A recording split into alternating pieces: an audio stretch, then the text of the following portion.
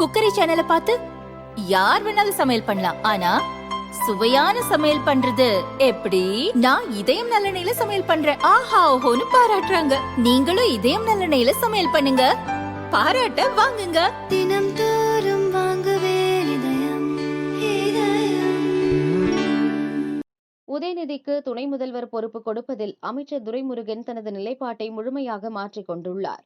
இதுகுறித்து அவருக்கு நெருக்கமான ஒரு தலைவர் கூறியதாவது: அமைச்சர் பதவியில் இருக்கும்போதே உதயநிதிக்கு எதிராக எதிர்க்கட்சிகள் கடும் விமர்சனம் வைத்து வருகின்றன. இந்த சூழலில் துணை முதல்வராக அந்தஸ்து உயர்த்தப்பட்டால் இன்னும் வேகமான தாக்குதலை சந்திக்க நேரிடும்.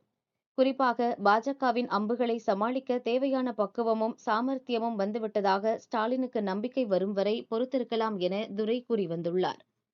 கட்சியின் பொதுச் செயலர் மிகவும் மூத்த தலைவர் என்பதால் அவரது ஆலோசனையை எவரும் நிராகரிப்பது இல்லை.